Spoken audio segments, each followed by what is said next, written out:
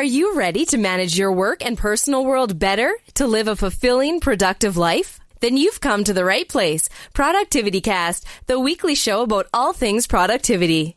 Here are your hosts, Ray Sidney-Smith and Augusto Pinaud, with Francis Wade and Art Gelwicks. Welcome back, everybody, to ProductivityCast, the weekly show about all things personal productivity. I'm Ray Sidney-Smith. And I'm Augusto Pinaud. I'm Francis Wade. And I'm Art Gelwicks. Welcome, gentlemen, and welcome to listeners to this episode of ProductivityCast. Today, what we're going to be doing is starting kind of an ongoing conversation we're going to have over the next few episodes on note-taking. And what I thought we would do today, what I thought we could have a conversation around is really the note-taking methodologies that we know of and use, and kind of go from there. So let's start off with some of the most popular note-taking methods that are out there, and then we can kind of touch base on what we use, how we've used them in the past, and maybe some pointers in terms of how people can bridge the gap between the hybridization of note-taking, which is that people have to toggle between paper and digital so often today, even though they don't realize it, because we get a lot of paper in our world, and we take digital notes many times, but yet we actually don't make them actionable. And I think there's this balance between making things reference and action. And I'd like to have a conversation about that as well around these. The baseline methods that I know of, like outlining, the Cornell note-taking method, there's mind mapping, there's just unstructured note-taking.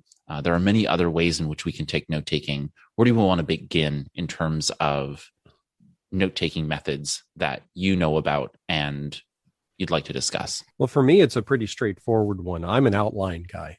I love outlining. I use outlining. That is my fallback method. I find constantly. Doesn't matter what tool I'm using, I'll find myself creating outlines for organizing and moving through content. Mind mapping is probably the counterpart in my mind to outlining, because it's that free-form structure, which outline limits a little bit, but I don't think not to an extreme. But both, interestingly enough, translate just as well analog to digital. I can do them in both platforms. But also I found that they define the tools that I'm going to use. Because if I go in to use a tool for note-taking or try one out, if I don't have an easy ability to generate an outline in the tool's much less attractive to me. I have much less desire to use it. And even beyond that, to be able to get the content out of the outline to other tools, say from an outline into a word processing document, I have to be able to do that. So it still becomes that common denominator. It's the one note-taking method that I don't have to think about. It just naturally happens for me. So can you explain for listeners what you mean by outlining? What does the hierarchy of the content look like? How do you structure your outlining method? It's interesting because there are very formalized structures in outlining. You can look up specific approaches to how to create outlines, numbering structures and things like that. For me, it's really just a matter of relevance, of relationship of content to each other, and then creating a progressive structure. One of the problems with outlining that people will run into is, especially if you do it on the analog side, as you start to capture the outline, it feels like it's being locked into place. You know, you've created a top-level topic, you've captured sub-items underneath that topic, and you may have captured additional details under those sub-items, and so on and so forth. When you're dealing with that on an analog platform, you know, if you're taking it on a legal pad, it can be challenging, because if you need to go back and put something in the middle of that, functionally and physically, that platform doesn't allow you to do that easily. On a digital platform, it's much easier. You can backtrack and you can interject it in.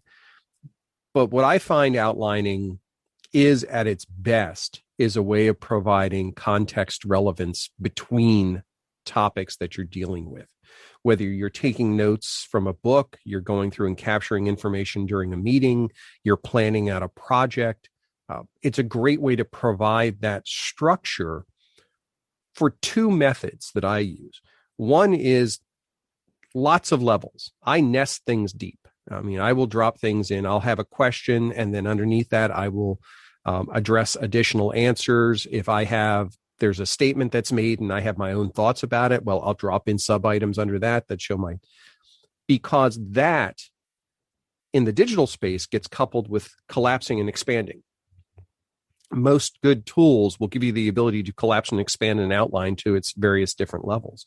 And that gives you an ability to refocus your thinking, but also reorganize the content easily. If you look at tools, I use OneNote all the time, but there's another great one called Workflowy, where you can collapse down to a top level topic and then move that around in your outline structure to reorganize it and get your thinking more structured. So formal outlining methods, I think that's one of the things that scares people off from outlining, is they think back to school and they go, okay, this is what I had to do. And I had to have a Roman numeral here, and I had to have numbers underneath and lowercase letters under. And that, if I didn't have that structure right, it wasn't correct. Nah, that's a bunch of baloney. You can do whatever you want. You can do colored dots. You can do emojis. You can do numbers. You can do letters. You can do bullets. I'm a big one for doing bullets if I have no reason to have a sequence for the things under an item. If there is a logical sequence, I'll use numbers or I'll use letters. But if there isn't a sequence, I just need to indicate that these are slightly different than the ones above it and the ones below it.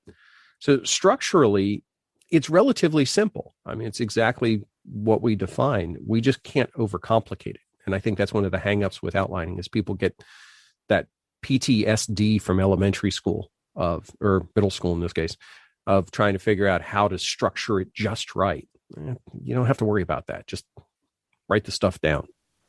I find that I spend most of my time using the outlining method when I'm taking notes in meetings.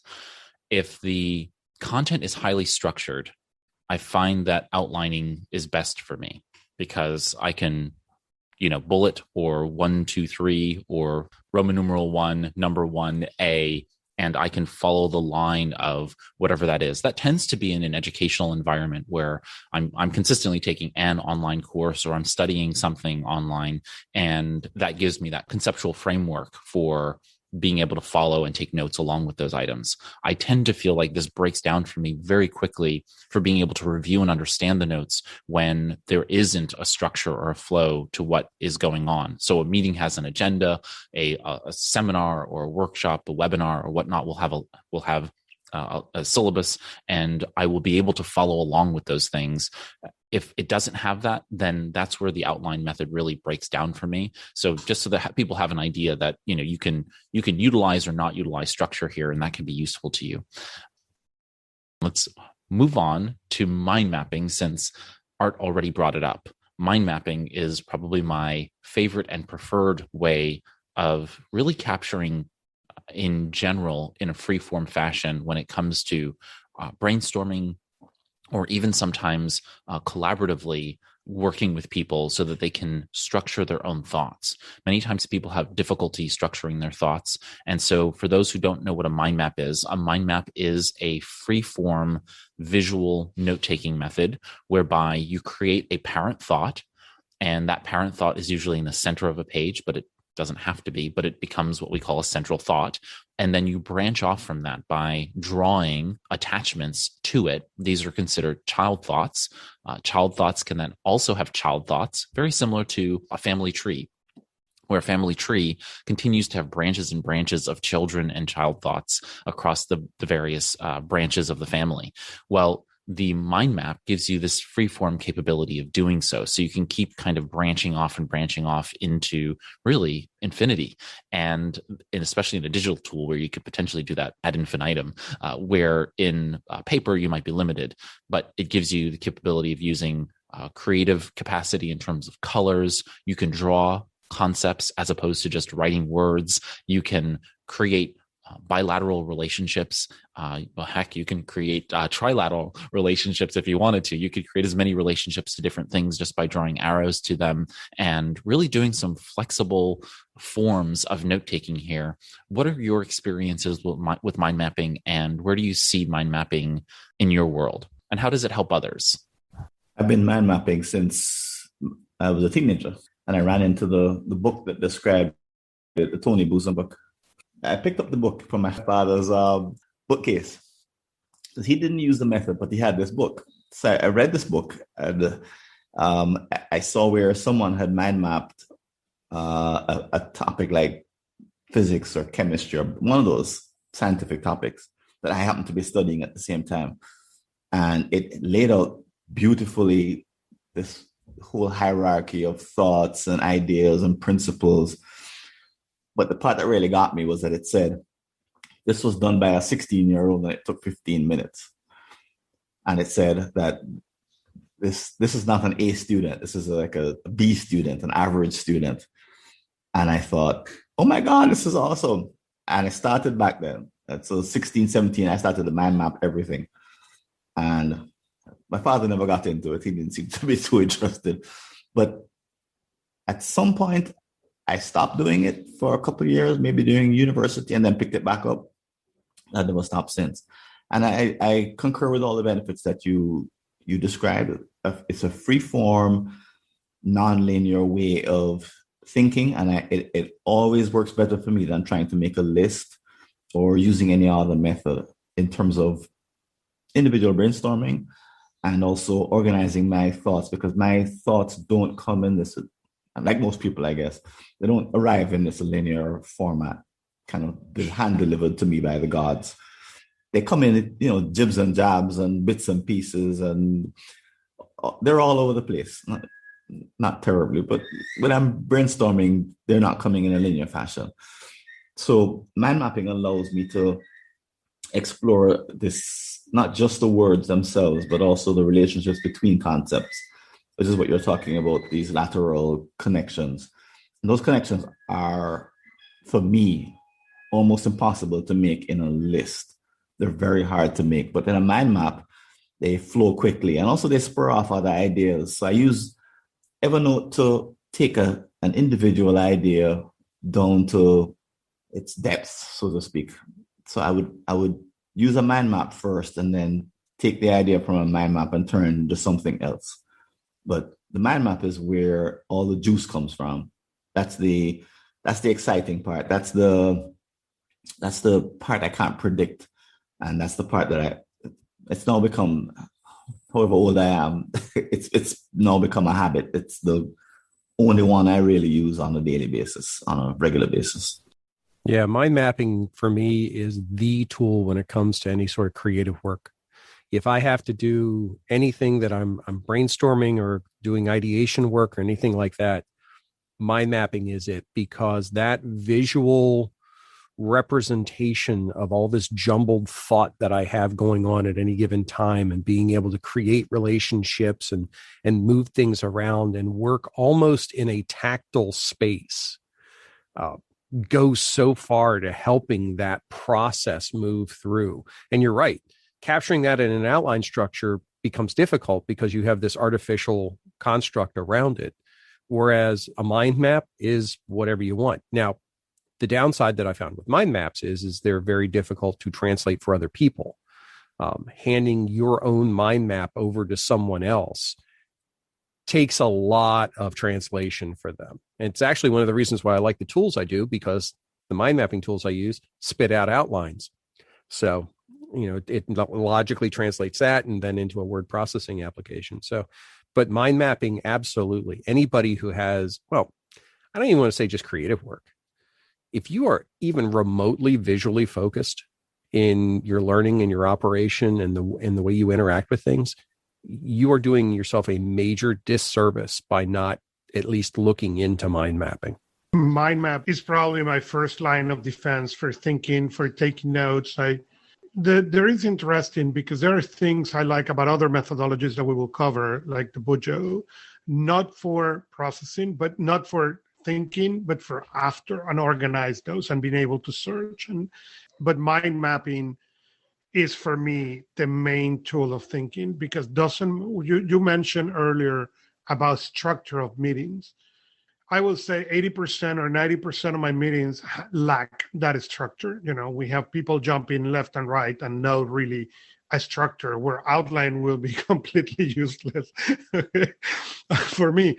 But where mind map instead, it is incredibly useful because I can jump from arm to arm and open new ones. And for me, the initial capture is always a mind map. And then from there, the organization and the processing of that, it's what it turns into an outline.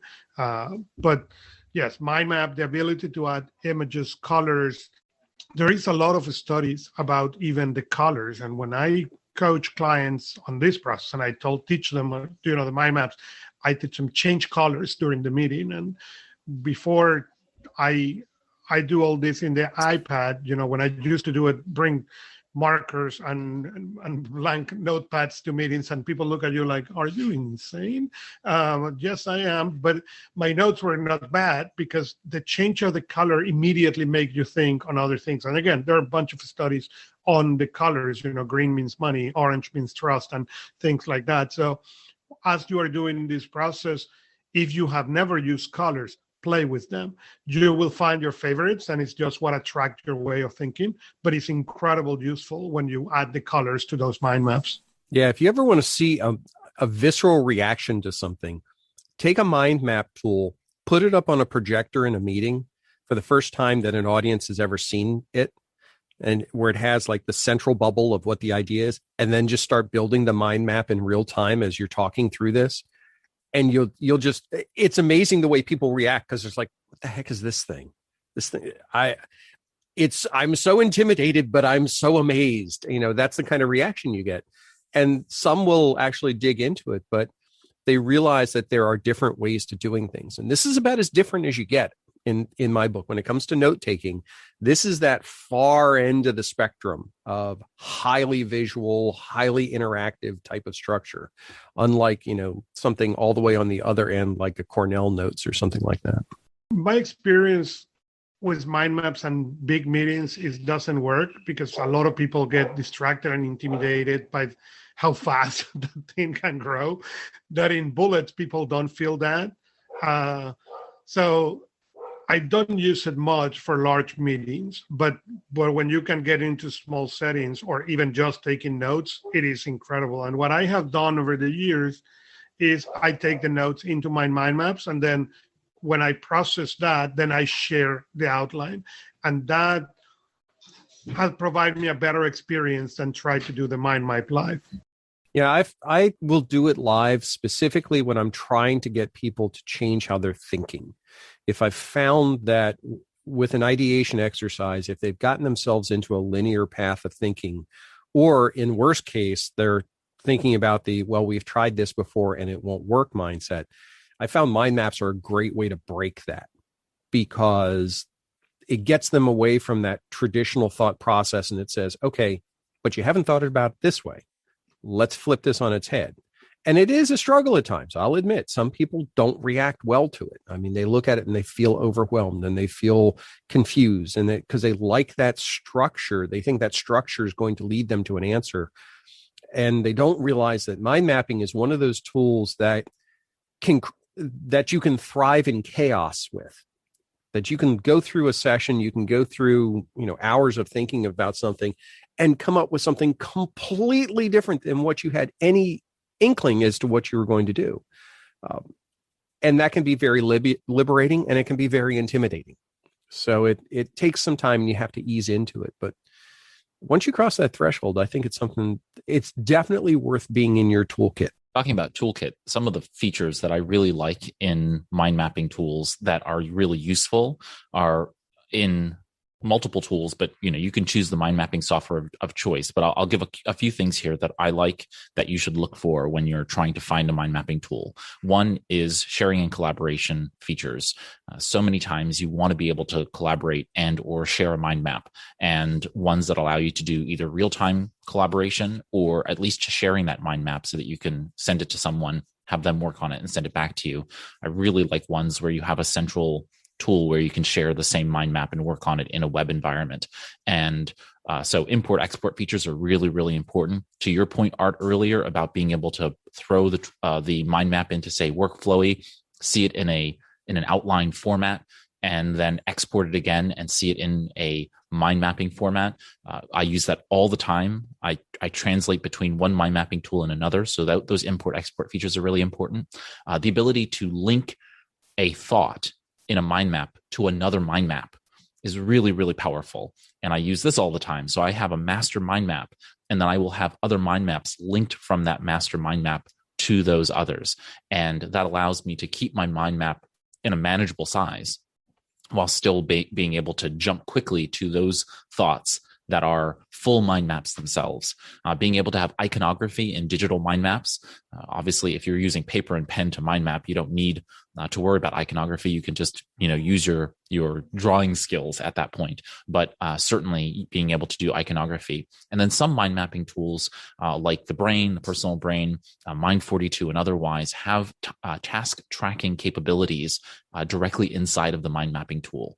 And that can be very powerful if you want to implement, say, the Getting Things Done methodology or any number of systems directly inside of your mind map. You can then do that if you can track tasks associated with a specific thought. So these tools have various features, and those various features can actually assemble an entire system. I know many people who run their entire productivity system inside of a mind map, digital in this particular case, but I don't see myself doing that necessarily unless the mind mapping tool had some pretty sophisticated connectivity pieces. But I guess, the brain probably could do those things. So just for people to have an idea that these features do exist and they're capable of being done. So let's move our way from then our survey now, our little, kind of narrative of note-taking methods from then mind mapping, which is unstructured, to the highly structured, which is, as Art noted earlier, the Cornell note-taking method. Who wants to give us a light overview of the Cornell note-taking method? And since one of us actually went to Cornell and the rest of us didn't, maybe he wants to educate us on the Cornell note-taking method. Putting you on the spot. I hate to disappoint, but there was no note-taking method when I was at Cornell. I heard about this years later. I was like, what? We barely had laptops or computers back then, but it's a paper-based method. But that's really all I know, because I didn't come across it until years later, and I was like, what? I must have missed that class. So it's actually quite simple. Cornell note-taking method, in essence, has you split a page into 5 parts. The 5 parts are: the top of the page has a title. So you're giving the subject of, say, the lecture, in this case, because Cornell note-taking method was obviously developed in an academic environment. And so you have kind of the title of the page, then you have date, and then in 2 parts of the center of the page, you in essence have 30% of the page, which covers your kind of keywords and questions that you have alongside the event. And then on the right-hand side, you have your main notes and other key thoughts that you're tracking along against those keywords and questions. In essence, you're kind of creating a table of contents and questions in the margin on the left-hand side, whereby you're answering those questions and taking any main thoughts associated with that on the right-hand side. And then below on that page is kind of that 5th section or 4th section. If the title and date are kind of the same section, then it's really 4 parts of the page. But that main section at the bottom is a summary. And what you're doing is that you're tracking keywords and questions and then taking notes during the primary portion of the lecture or seminar or meeting. And then below is the summary. And you spend kind of some time at the end of the lecture to capture those thoughts that you had summarizing what happened during the event. And so you're tracking and maintaining during the event, and then afterward, you're actually taking some time to go ahead and process your own summary at the end. And I would presume that in a meeting environment, you would be doing that before the meeting ends, because you would want to be able to track actions and who was responsible for those actions and so on and so forth. Does anybody have experience with the Cornell note-taking method, and what are your thoughts on it, and where would it help people the most?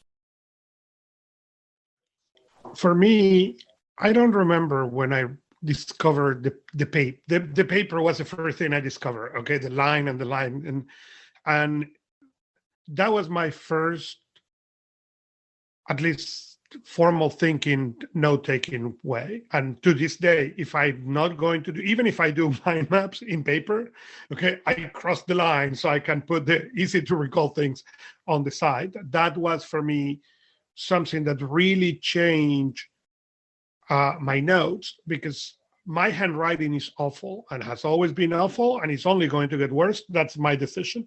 Okay. And I was really fast taking notes in graffiti on the Palm Pilot. And because of the search capability, I never really consider improving. Then later on, as I grow and I start taking paper notes, they were awful and completely useless. So I needed a way, because mostly typing on my Trio was not that well seen on the working place I was at the time. So that's when I started looking other methods. When I discover the Cornell method in the paper, and the ability that I can have all those meetings come back and really get a good understanding of the actions or whatever questions or the things that are critical for me out of that, it was really a game changer. So I see a lot of people taking notes of notes of notes of notes and being much better note takers than what I am on a meeting. But sadly, the notes get there. I see those notes not get processed. And I don't process mine most of the time. But because the Cornell method, I can go and pull out in 5 seconds what was critical for me and what needs to be critical for me. So if I ever need to come back, I can. And that was, for me, a game changer. Yeah, I tried the Cornell method probably like 4 or 5 times off and on. Typically, I have retried it anytime I've wandered into like a Staples or an Office Max and found a pre-printed Cornell legal pad. Like, oh, wait, maybe this will let me. No, that just, again, this is one of those things that I've found that everything that it offers me, I get through my normal process of outlining in that structure. So it doesn't really help me any. That said, I can absolutely see how this would resonate with some people structurally and content wise, because you have basically the free form content and then summarizing it and then actions and takeaway items, same types of things that I put into my outlines. It's just a different layout, and it will probably resonate more directly with people. It doesn't click with me. I've tried. Is there a version of the Cornell method for meeting, not minutes, but kind of the person who's taking notes for him or herself in a meeting, as opposed to a lecture? Yeah, you could certainly use it for that. It would be easy enough to do because of how it structures out. Even if you just take that physical layout, even on a digital device, if you're handwriting on a digital device, you have your bulk notes, and then you could have the left column being what your actual takeaway items are, or direct action items and things. So that way you don't have to read through the notes to get to those things. The summary at the bottom. The only thing that I have found, and I guess this is kind of me, my notes tend to be very verbose at times. So I go on for page and page and page. I mean, if it's an active meeting, I can have 7, 8, 10, 12 pages of notes without any problem. Well, that structure doesn't really lend itself to that kind of infinite note taking. It has an end on every page, and you feel almost like, okay, I need to summarize this page. It's that artificial construct that forces me to think in a particular way. And that just, if I were going through and doing, say, a breakdown on a book, I think this would be great. It would be an easy way, because then I could say, okay, this page is for this chapter. And then here's the structure, here's the takeaways, here's the summary of the chapter. Boom, move on to the next one. That would be probably extremely useful. But for something where I don't know what the structure is, and then I'm going to try and fit it into this, I'm always going to feel like, am I doing this right? Yeah, I find the Cornell method to be just too limiting in the way in which I track data, just generally. Now, if I had a very clear understanding of what the content was going to be during a lecture or a seminar or during a meeting, that would be great. But I'm with you, Art. I just find that the limitation on the singular page structure, if there was a tool perhaps where as you took notes, it kind of flowed downward without you having to worry about that. Now, you could do that, I suppose, in OneNote as well as in Evernote, where you created a table, and then the table just basically tracked content down the center. So you could infinitely keep moving yourself down in the center. You could do that. And I have done that in OneNote. I have done situations, and it's kind of an inverse Cornell layout where down the left side is the actual live notes for the meeting. And on the right side, because you can create text boxes within it, you drop a text placeholder, and then I put my action items in there and, reminders for next meeting. So I create this, it's not a quadrant structure, but it does provide that similar framework of saying I need to call out action items. But I think that's probably the bigger benefit. And to me, that applies to all these tools that we're talking about. There are common requirements across all of them. There are action items that you want to capture, things to follow up on, relationships between other notes. Those are uniform regardless of the physical structure that the note-taking system is imposing on what you're doing. And those are universal. We have to be able to do that for these notes to be able to be useful. So whatever you're looking at, whatever tool or methodology, you need to be able to do those core things, identify those relationships, create deep links, be able to have takeaways segmented out of your notes in an efficient and effective manner. And as long as the tools and the opportunities or the tools and methodologies you use provide that, then it's just a matter, are you comfortable with the mechanics? I find that my approach has changed over the years because I'm now more concerned about what am I using the information for. So I think I've become more stingy around my note taking because I'm not going to take notes for the sake of taking notes any longer. I think I've sort of cut that out of my repertoire. But so the question I'm asking is, what's my motive?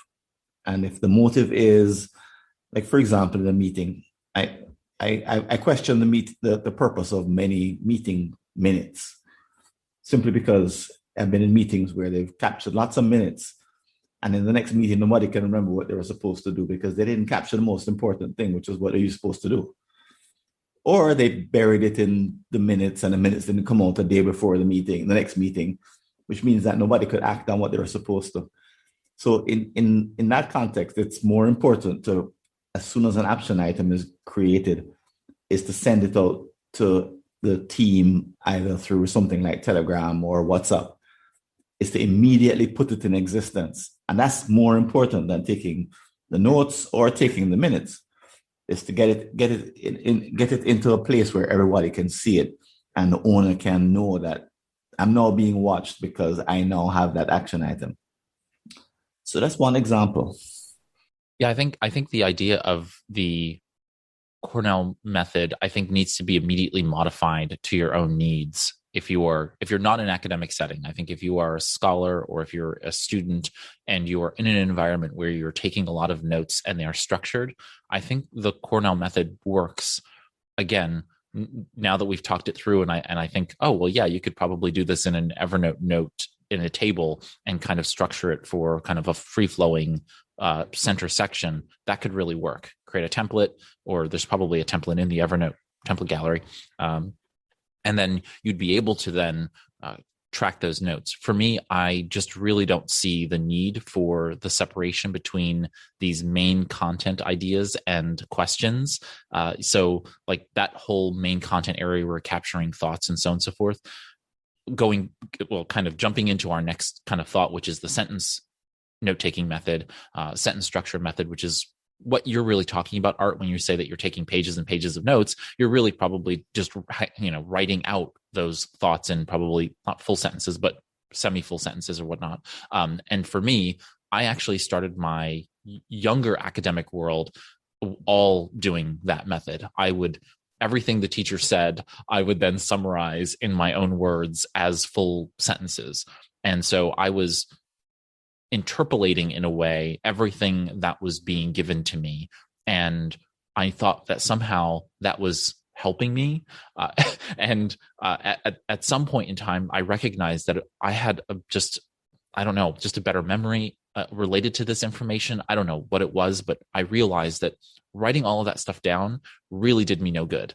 And so I then started to move to sentence fragments, where every line would just be kind of sentence fragments of the key ideas or points that were triggered.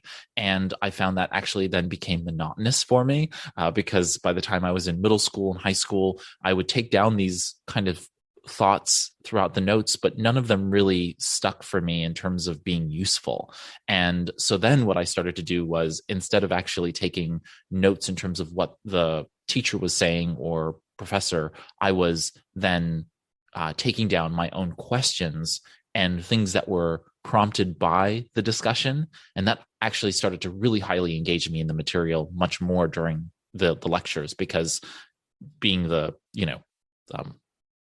type of student I was, I had already read the materials. I had already been very highly involved in my classwork before I ever got to the classroom. So the teacher wasn't teaching me anything new necessarily. I was coming into it very prepared.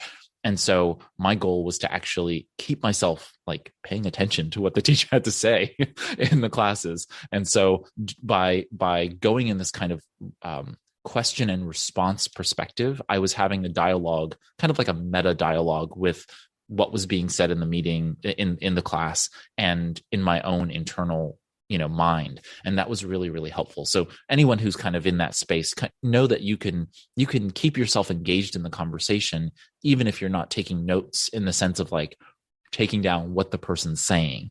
You can still engage yourself in that way.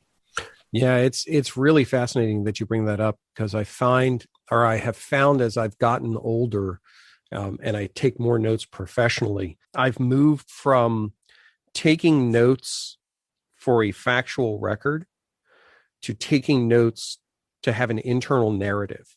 So if I look at my meeting notes now, and just functionally, if you go through one of my outlines, you'll find there are sections in the outline that are in italic. Well, if it's in italic, that's me talking to myself. I'll ask myself a question. I'll put, the opinion that I would send off to somebody or chat to a friend or something. That goes into my notes. And why I'm doing that is because I'm giving myself context later on when I go back to review this as to what my mindset was when I was capturing that information. Questions that need to be answered, things like that, those are all tagged and identified. But that internal narrative has become much more important on my note taking. And I don't know if it's because I'm getting a better sense as to the value of the notes for myself personally, for the understanding that I would not share this content with anyone else. Therefore, it is mine and I can make it whatever I want it to be and make it relevant that way.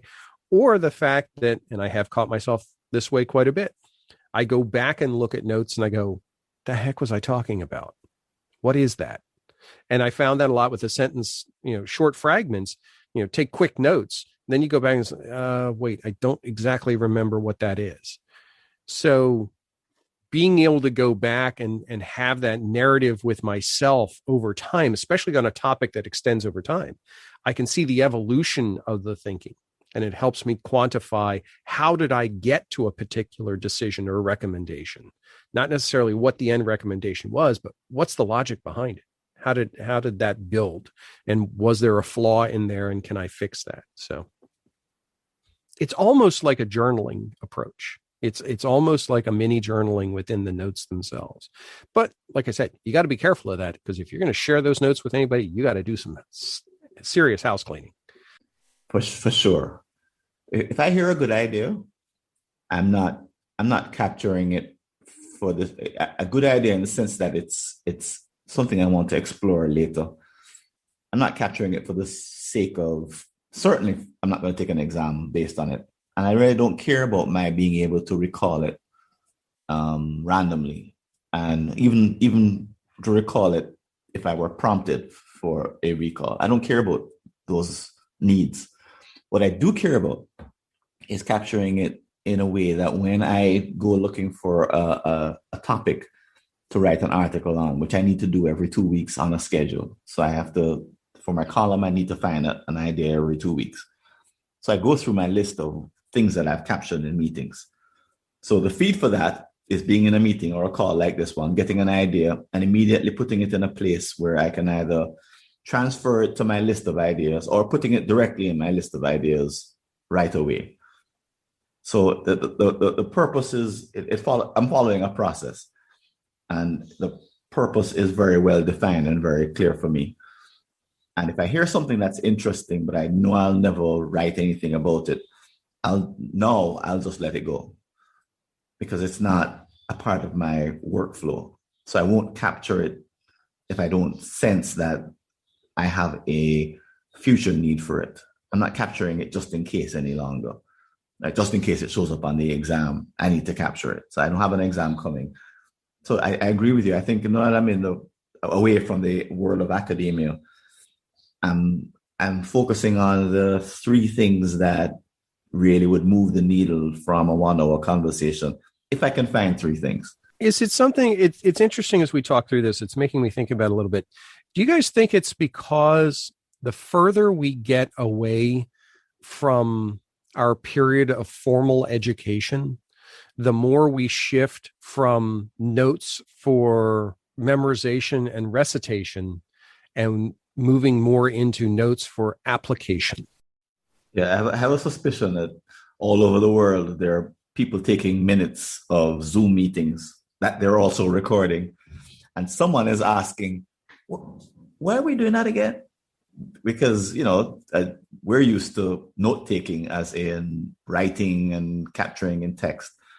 But, the next generation coming up they've got to be thinking, why are you writing everything out? Can't you just record it? Yeah, the recording and the transcripts. I'm going to push back a little bit on the notion that notes are not valuable in the sense that I have sat on a wide variety of boards, not only corporate boards, but also nonprofit organization boards, whether they be advisory councils or executive boards.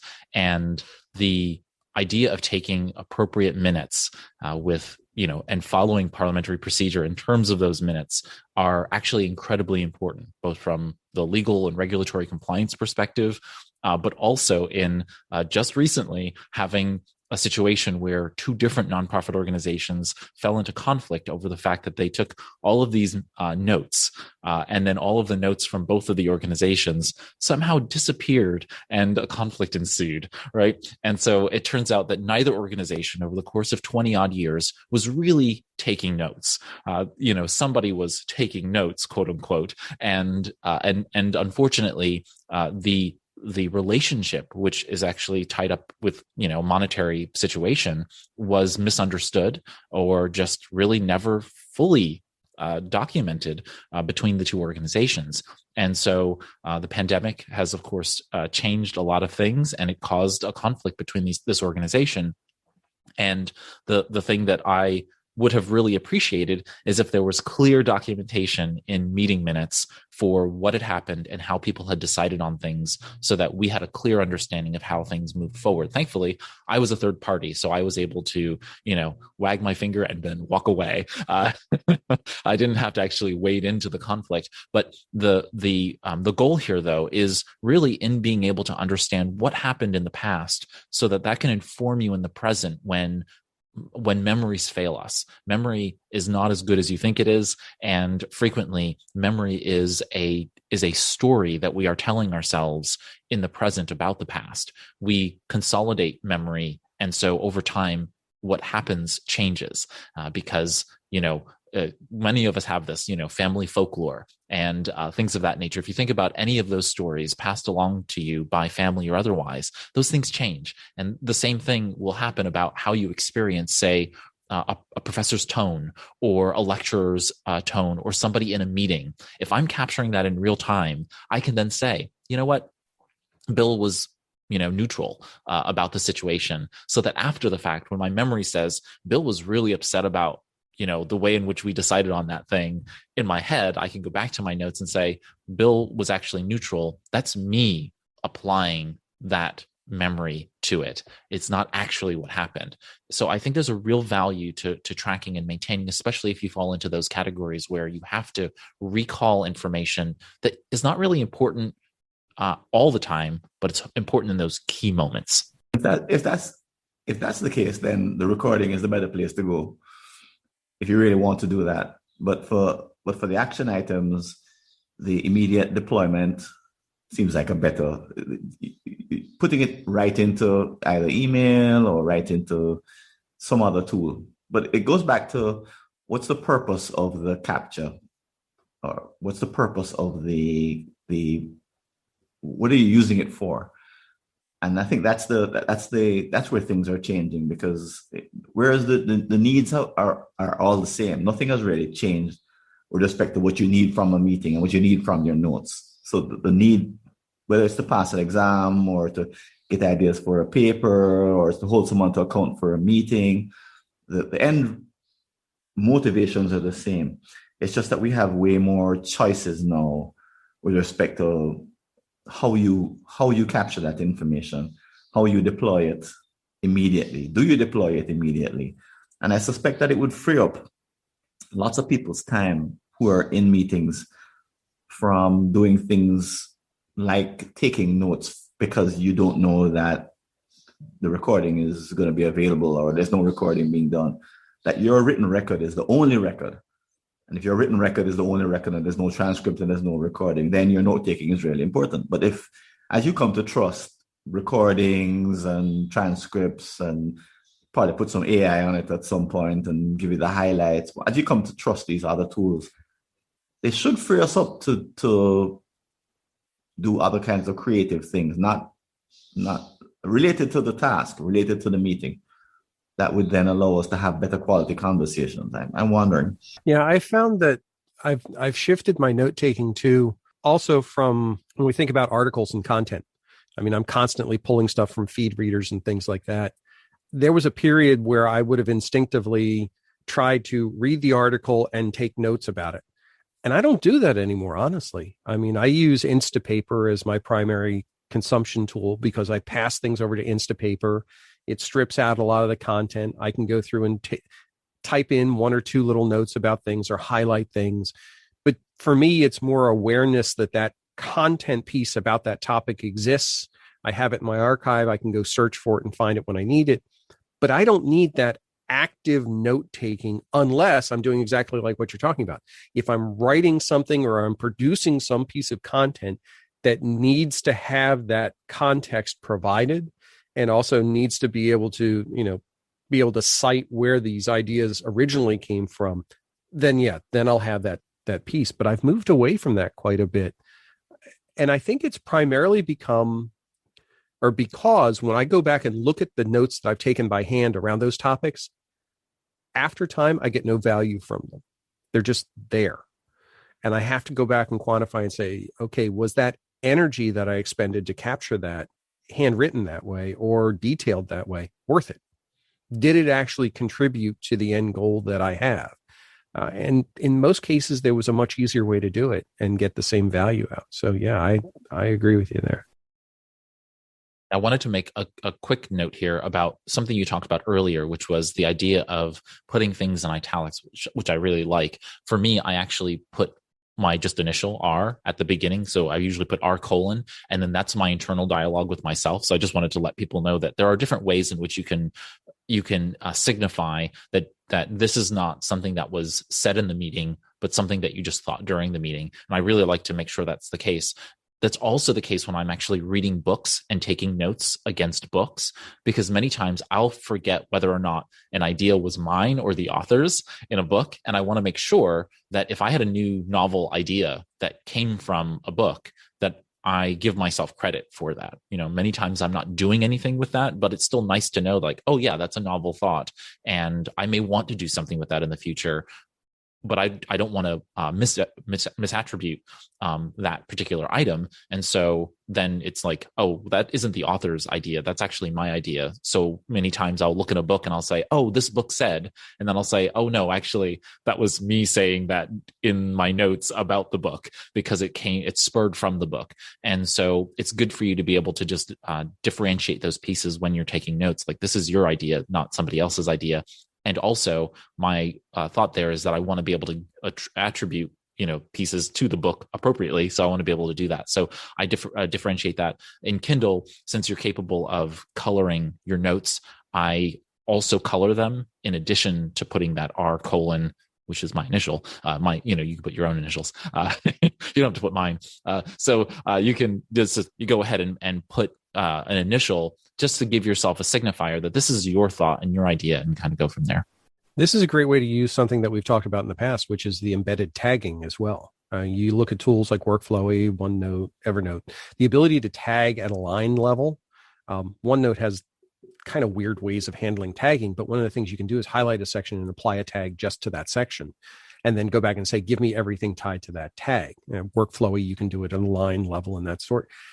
So to be able to take that, just like your R: is the equivalent of your tag, many of the tools will allow you to do the same type of thing and say, pull back my comments. And then you can pull back that summary of your comments, or in this case, action items, or wherever it is.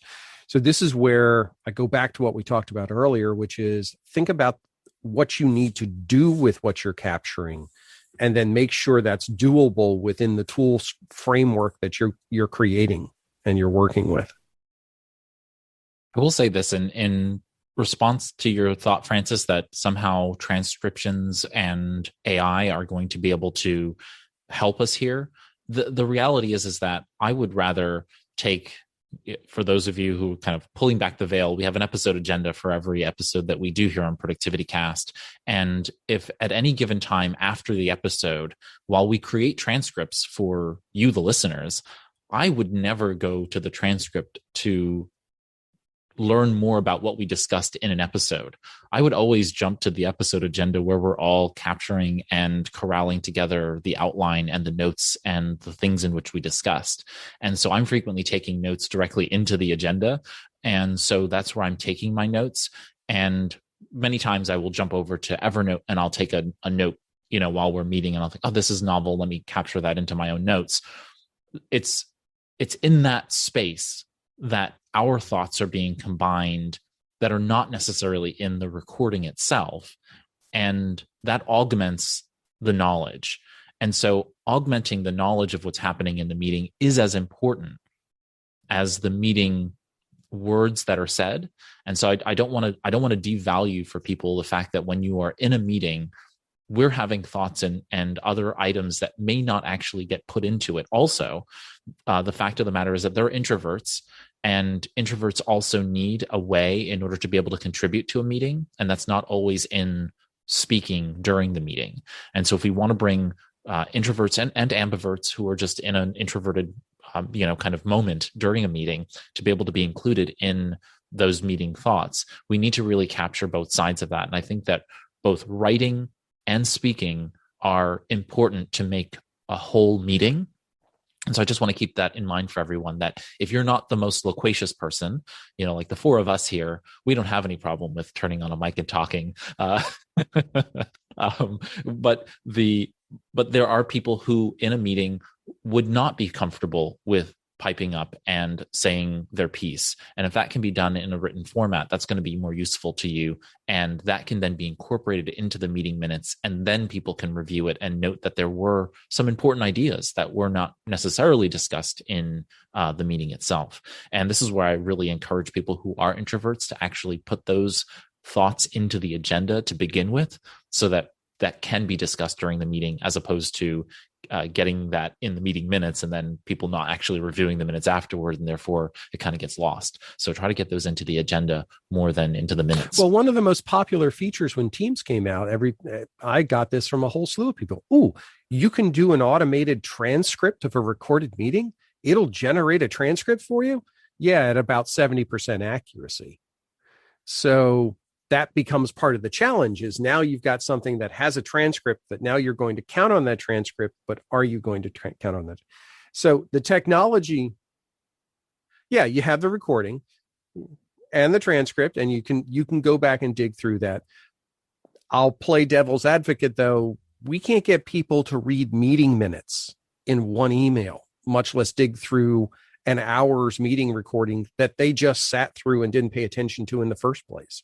So while there's value to having it, it's often more value of, okay, you screwed up, so now I'm going to go find in here where you committed to do this so I can yell at you because you screwed up. That's what it often gets used for, which is unfortunate. So there has to be that balance piece. I keep thinking about, we're talking about use of the notes. And one of the things I've started to force myself to look at when I go back and review notes is, what value is this note that I took going to be for me today, tomorrow, in a week, a month, and a year? And I look at all those markers and say, if it's not going to be any value for me in a week or in a month, then why do I have it? Can I get rid of it? Can I dispose of it, archive it? And I find I actually don't dispose of notes very often. I just archive them because the digital hoarder in the back of my mind says, hold on to those bits because you might need them. They don't take up any space anyway. There's some things that I'm trusting the internet for. I notice also is that if I can find it with a Google search, and I don't need to necessarily save it in Evernote because I can always re-find it. So if I can trust the internet somewhat and say that it's going to be there if I ever need it in the future, then I don't need to take up my personal time, space, effort in order to track it. If the need arises, I can always re-find it. And that's not perfect, but I am, the internet is becoming our external brain, right? That's kind of what's happening. It is. And we have to be comfortable with that mechanism. I mean, we have to give ourselves the latitude to say, do I need to know this or do I need to be able to go find it? And that's exactly what you're talking about can I go find this again? With some internet content, it is limited in duration. It can disappear. So I find I use the OneNote web clipper constantly. I always use it because if there's a page I'm looking at and I might have an interest in it, I'll hit that button. And literally it's hit the button, hit another button, move on. And I know it's in OneNote and I know I can capture it. I can move it to Note. I can do whatever I need to, and I won't lose it if I possibly need it. But that's a reaction to that behavior. Do I need to sit there and take fully detailed notes on that page? No. Do I need it to be available in the future? Possibly. And that's where I count on the system. But again, there's baggage attached to that. I think about literally the hundreds and hundreds and hundreds of notes I have for pages like that, where I've captured something. And I caught myself this weekend going through, looking at this, going, why the heck did I even capture this? But in 2015, when I did, there was some relevance to it. Now, not so much. Well, how about the chat in a webinar, for example? So, that's in some cases, the chat is as important as what's being said in the recording.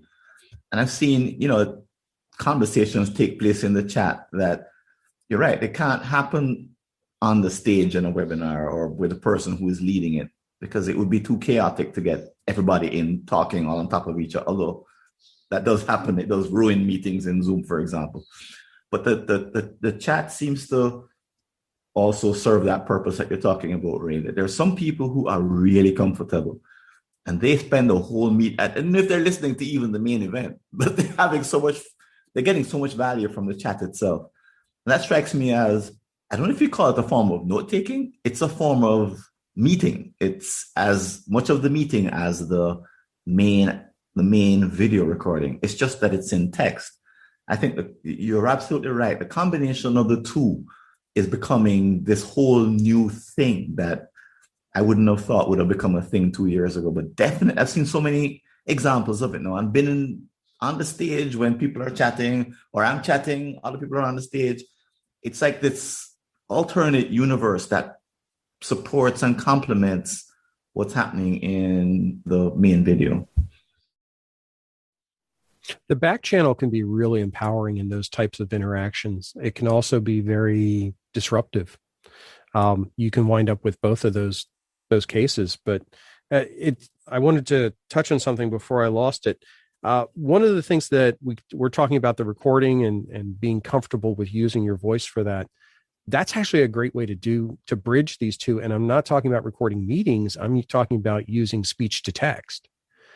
That is an excellent way if you're not a comfortable typist, if you're not happy with your handwriting, if you're not, you don't think you're fast enough to keep up with things. Speech to text is a great way to do it. Most of the tools now, most of the platforms support very clean, very efficient, and very accurate speech to text, where if nothing else, you can do the bulk of the text capture there and then go back and clean it up after the fact. I do that literally all the time. Whenever I actually have a physical book and I'm taking notes in that book, I'll have my phone sitting next to me with OneNote loaded on it. and I use the Google keyboard that passes the voice through to Google to do the transcription. And I'll tap the mic, say a note, say what page I'm on, tap the mic again to turn it off, and just keep going.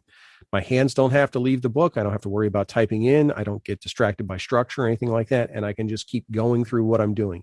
After the fact, then I can go back and take that that speech to text and review that text and then turn it into something that I want to keep if I want to keep it.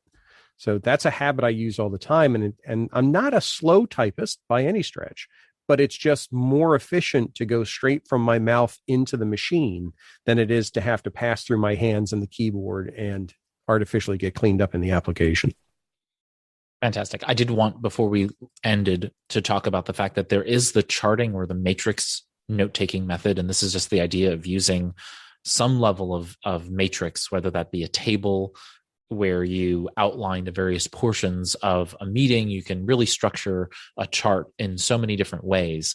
And I find it not to be my most useful way of taking notes, but I do know a lot of people who do like to do that because you can move the individual parts of the note by virtue of the fact that each note is in a cell or in a row of a table.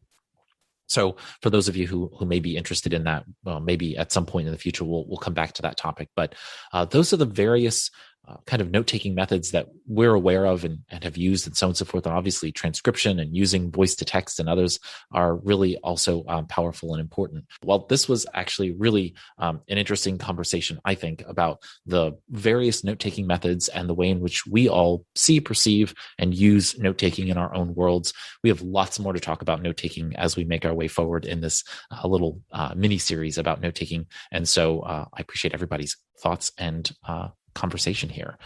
With that, while we are at the end of our conversation, we are obviously not stopping you from engaging with us in the conversation after the fact. So if you have a question or a comment about what we discussed during this cast, feel free to visit the episode page on productivitycast.net. You may be listening to it now, but if you're not in your podcast app and you are on the site, there on the page, if you go to the bottom of the page, you'll see a question or comment field.